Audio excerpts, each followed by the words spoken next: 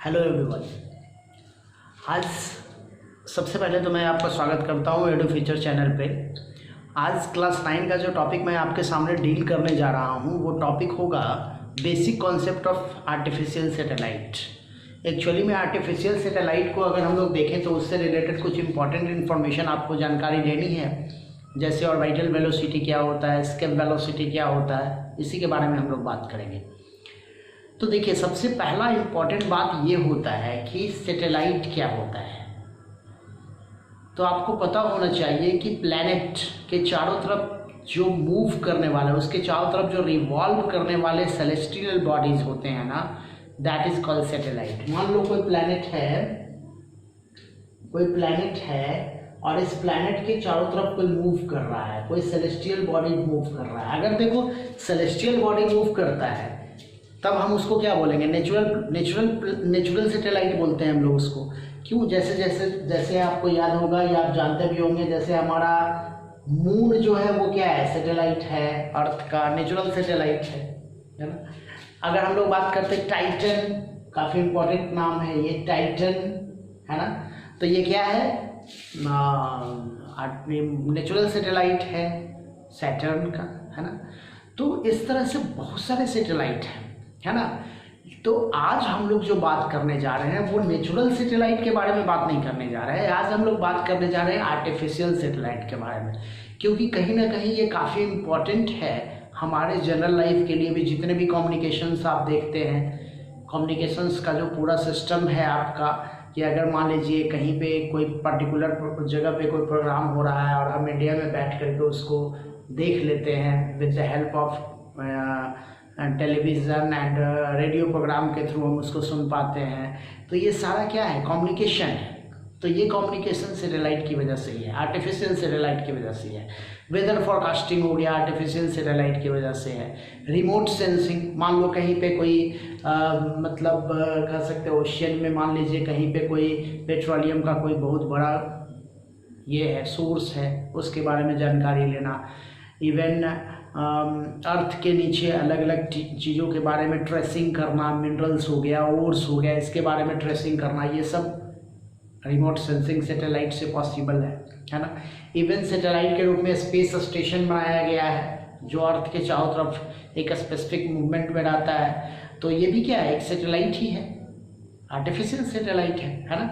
तो आज हम लोग इन्हीं सैटेलाइट के बारे में बात करेंगे, स्पेशली बात करेंगे उसके ऑर्बिटल वेलोसिटी से रिलेटेड, उसी टॉपिक के बारे में आज हम लोग बात करने जा रहे हैं। ओके, तो सबसे पहले मैंने बताया कि सैटेलाइट क्या होता है। मैं ये बताना चाहता हूँ कि the body which revolve around the planet, क्या कहेंगे, the body which revolve around planet, planet के चारों तरफ रिवॉल्व करने वाला बॉडी है सैटेलाइट। सैटेलाइट दो टाइप का होता है, एक क्या हो जाएगा, नेचुरल, और एक हो जाएगा आर्टिफिशियल, है ना। तो नेचुरल सैटेलाइट के बारे में मैंने बताया आपको, मून है, टाइटन है, ये सब क्या है, नेचुरल सैटेलाइट है। और आर्टिफिशियल सैटेलाइट को अगर हम लोग देखते हैं तो हम लोग इसको फिर कैटेगराइज कर सकते हैं। तो कैटेगराइजेशन क्या हो सकता है, जैसे जियो स्टेशनरी सैटेलाइट, है ना, जिसको कम्युनिकेशन सैटेलाइट भी बोलते हैं। क्या बोलते हैं, कम्युनिकेशन सैटेलाइट, है ना। ये कैसा सैटेलाइट है, तो ये एक टाइप का जियो स्टेशनरी सैटेलाइट है। देखो ये मैं बताऊं आपको कि जियो स्टेशनरी सैटेलाइट देखो क्या होता है। एक्चुअली में ये क्या होता है, जैसे हमारा अर्थ है ना, ये हमारा अर्थ है और ये उसका, थोड़ा अर्थ को मैं और बढ़िया से बना दूं, ये हमारा अर्थ है और ये इक्वेटर है। तो जनरली जियो सैटेलाइट जो होता है ना, जियो स्टेशनरी सैटेलाइट, वो इक्वेटर के जोन में होता है और एक पर्टिकुलर हाइट पे होता है, एक खास हाइट पे होता है ना। और इसकी जो वेलोसिटी होती है, जियो स्टेशनरी सैटेलाइट की जो वेलोसिटी होती है ना, वो वेलोसिटी हमारे अर्थ का जो वेलोसिटी है, अर्थ का जो मतलब रोटेशन की जो वेलोसिटी होती है, जिसको हम लोग कह सकते हैं अपने एक्सिस पे जो अर्थ मूव करता है उसके वेलोसिटी के इक्विवेलेंट होता है। यही वजह होता है कि जहाँ जहाँ अर्थ का रोटेशन होगा ये सैटेलाइट भी क्या होगा, उस हिसाब से इसके चारों तरफ मूव करता रहेगा। तो आप अगर यहाँ से उसको विजिट करोगे ना तो आपको वो क्या लगेगा, एक पर्टिकुलर पोजीशन पे स्टेशनरी लगेगा, आपको लगेगा कि वो स्थिर है, लेकिन एक्चुअली में ऐसा है नहीं, वो अर्थ के साथ ही मोशन में, अर्थ के साथ ही मूवमेंट कर रहा है। तो इसीलिए हम लोग उसको बोलते हैं जियो स्टेशनरी सैटेलाइट। ठीक है, तो जियो स्टेशनरी सैटेलाइट जिसका पोजीशन किस पे होता है, इक्वेटोरियल रीजन में होता है। वहीं पे एक और होता है that is called Jio orbital, मतलब वो अर्थ के चारों तरफ इस पोजीशन पे होता है, वो अर्थ के चारों तरफ मूव करता रहता है हमेशा, है ना। ये अलग अलग टाइप का सैटेलाइट है। तो हम लोग बात कर रहे हैं जियो स्टेशनरी सैटेलाइट का, जिसका पर्पस क्या है, कम्युनिकेशन। कम्युनिकेशन मैंने क्या बताया कि जैसे टेलीविज़न का कम्युनिकेशन सैटेलाइट कम्युनिकेशन होता है, आप मोबाइल पे बात करते हो ये कम्युनिकेशन है। तो ये सारा चीज़ जो कम्युनिकेशन है ना, ये सब जियो स्टेशनरी सैटेलाइट से पॉसिबल है। ओके, आगे बढ़ते हैं हम लोग। अब हम लोग बात करते हैं दूसरा सैटेलाइट मेरा क्या है, वेदर फोरकास्टिंग के लिए। वेदर फोरकास्टिंग के लिए तो आपको नाम से पता चल रहा है कि इसी के वजह से हमारा वेदर का पता चलता है, साइक्लोन्स का पता चलता है, किसी एरिया में साइक्लोन्स आने वाले हैं या क्या उसका प्रॉपर्टीज होगा, उसका क्या मतलब स्पीड क्या है, उसका कितना बड़ा एरिया कवर किया हुआ, ये सब चीज़ का पता लगाते हैं हम लोग वेदर फोरकास्टिंग सैटेलाइट से। नेक्स्ट मैंने बताया आपको remote sensing satellite. Remote sensing, देखो रिमोट सेंसिंग सैटेलाइट क्या होता है कि हम एक पर्टिकुलर लोकेशन पे बैठ करके किसी दूर के एरिया को हम लोग विजिट कर रहे हैं। स्पेशली इस सैटेलाइट का पर्पस होता है मिनरल्स वगैरह को पता लगाने के लिए, ओर्स का पता लगाने के लिए, किसी पर्टिकुलर लोकेशन को सेंसिंग करने के लिए, है ना। मान लीजिए कोई ओशियन में इवन फिशेस का अमाउंट पता लगाने के लिए रिमोट सेंसिंग हम लोग यूज़ करते हैं। पेट्रोलियम का मैंने बताया सोर्स पता लगाने के लिए रिमोट सेंसिंग का यूज़ करते हैं। तो डिफरेंट पर्पसेस के लिए इसका यूज़ किया जाता है। और एक और क्या होता है, फाइनली एक और होता है that is space station. Space station किसके लिए होता है भाई, ये रिसर्च के लिए है ना, फॉर रिसर्च वर्क के लिए। जैसे दूसरे प्लैनेट के बारे में पता लगाना, गैलेक्सी के बारे में पता लगाना, स्टार्स के बारे में पता लगाना, आर्टिफिशियल नेचुरल सैटेलाइट के बारे में पता लगाना, मतलब रिसर्च वर्क के लिए रिस्पॉन्सिबल माना जाता है स्पेस स्टेशन को। तो ये वेरियस टाइप के जो सैटेलाइट हैं वो हमारे डेली लाइफ में कह सकते हो या हमारे जनरल लाइफ में इसका काफ़ी इम्पोर्टेंस होता है। ठीक, तो बेसिकली आज जो हम लोग बात करने जा रहे हैं वो बात करेंगे किसके बारे में, ऑर्बिटल वेलोसिटी के बारे में। मतलब एक सैटेलाइट की ऑर्बिटल वेलोसिटी क्या है, हम लोग उसी से रिलेटेड बात करेंगे। ओके, तो चलिए हम लोग बात करने जा रहे हैं ऑर्बिटल वेलोसिटी के बारे में। ऑर्बिटल वेलोसिटी, देखो ऑर्बिटल वेलोसिटी क्या होता है, एक प्लैनेट है जैसे अर्थ है, तो अर्थ के चारों तरफ एक खास ऑर्बिट में हमारा सैटेलाइट मूव कर रहा है। मतलब एक खास पाथ है उसका, उसी को बोलते हैं ऑर्बिट। एक्चुअली में जिस पाथ पे सैटेलाइट मूव करता है ना, उसको हम लोग एक नाम देते हैं, उसको हम लोग बोलते हैं पार्किंग ऑर्बिट, क्योंकि यही वो ऑर्बिट है, यही वो डिस्टेंस है अर्थ से उस सैटेलाइट का जहाँ पे ये प्रेजेंट है। तो अगर मान लो इसका हाइट हम मान लेते हैं क्या, h, ओके, और इसका रेडियस क्या है, अर्थ का रेडियस को हम लोग हमेशा क्या मानते हैं, r मानते हैं, कैपिटल R मानते हैं, है ना। हाइट ऑफ सैटेलाइट को हम लोग क्या मानेंगे, h, और रेडियस ऑफ अर्थ को हम लोग क्या मानेंगे, r। ठीक है, अब देखिए ऑर्बिटल वेलोसिटी मैंने क्या बताया, ये वो वेलोसिटी है जिस वेलोसिटी से हमारा सैटेलाइट अर्थ के चारों तरफ मूव कर रहा है। The velocity by which satellite revolve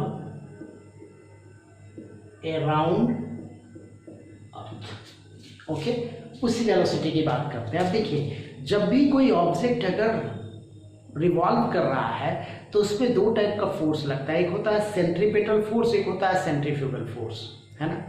तो सेंट्रीपेटल फोर्स, सेंट्रीफ्यूगल फोर्स क्या है, उस ऑब्जेक्ट को दूर कर देता है, मतलब उसके ऑर्बिट से दूर कर देगा, लेकिन सेंट्रीपेटल फोर्स उसके नजदीक रखेगा उसको। तो हम सिंपली कह सकते हैं कि जब भी अगर हम इस ऑर्बिटल वेलोसिटी को मान लेते हैं v नॉट, तो जब भी हम ऑर्बिटल वेलोसिटी की बात करेंगे तो ऑर्बिटल वेलोसिटी के लिए क्या होना चाहिए कि centripetal force of the satellite जो होगा ना वो ग्रेविटेशनल फोर्स बिटवीन सैटेलाइट और अर्थ के इक्वल होना चाहिए। क्या होना चाहिए? Centripetal force is equal to gravitational force between earth and satellite, है ना। अर्थ और सैटेलाइट के ग्रेविटेशनल फोर्स के इक्वल होना चाहिए। अब हमको पता है सेंट्रीपेटल फोर्स का वैल्यू क्या होता है, दैट इज एम भी नॉट हो जाएगा, एम भी नॉट का स्क्वायर बाई क्या आर, यही है हमारा M B square by R होता है। सेंट्रीपेटल फोर्स का वैल्यू वही होता है मेरा, है ना। अब जरा देखिए gravitational force between earth and satellite, तो अर्थ और सैटेलाइट का ग्रेविटेशनल फोर्स हम लोग क्या लिखेंगे, जी कैपिटल एम, ये मास हो गया किसका, सैटेलाइट का मास हो गया, और बटा क्या आर प्लस एच का होल स्क्वायर। देखिए ये करेंगे, और इस आर प्लस एच के होल स्क्वायर को हमने क्या लिखा है बाई, ये जो आर प्लस एच का होल स्क्वायर है, इस आर प्लस एच का होल स्क्वायर हम लोग अभी फिलहाल यही रख लेते हैं। चलिए अभी फिलहाल यही रख लेते हैं। ओके, तो ये मेरा बेसिक इक्वेशन है। अब जरा मुझे ये बताइए कि ये और ये मेरा कैंसिल हो जाएगा, क्योंकि ये भी क्या है मास ऑफ सैटेलाइट है, ये भी मास ऑफ सैटेलाइट है, कैंसिल हो गया। तो मेरे पास क्या बच गया कि V not square by R is equal to क्या, देखिए G M by R plus H का होल स्क्वायर। क्लियर है, कोई प्रॉब्लम नहीं, ठीक है। अब देखो इस आर प्लस एच का वैल्यू अगर हम लोग इसको मान लेते हैं आर, मतलब दोनों के बीच का डिस्टेंस को हम लोग आर मान रहे हैं ना, तो इसको भी वैल्यू को हम आर मानते हैं, तो हम क्या लिखेंगे G M by R square, हम ये भी लिख सकते हैं। अब देखिए G M by R square, तो यहाँ से भी यहाँ से और ये भी कट जाएगा, या तो देखो इस आर को, या तो आप इसको ये लिख लो V not square by R plus H, आप ऐसे भी लिख सकते हो, बात बराबर है ना। तो देखिए यहाँ से भी हम करें तो एक कैंसिल हो जाएगा, तो फाइनली मेरे पास क्या बच गया, V not square is equal to G M by R plus H. देखिए तो मेरे पास ये इक्वेशन आया है क्या, चेक कीजिए, कोई प्रॉब्लम नहीं। V not square is equal to G M by R plus H. Okay, अब जरा मुझे ये बताइए, ध्यान दीजिएगा, अब हम V not square is equal to root under G M by R plus H करेंगे क्या, ठीक है।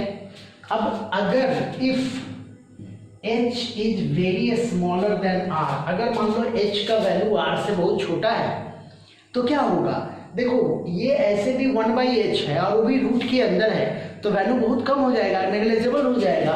मतलब h इज क्या, नेग्लिजिबल, h हम लोग क्या मानेंगे, नेग्लिजिबल मानेंगे।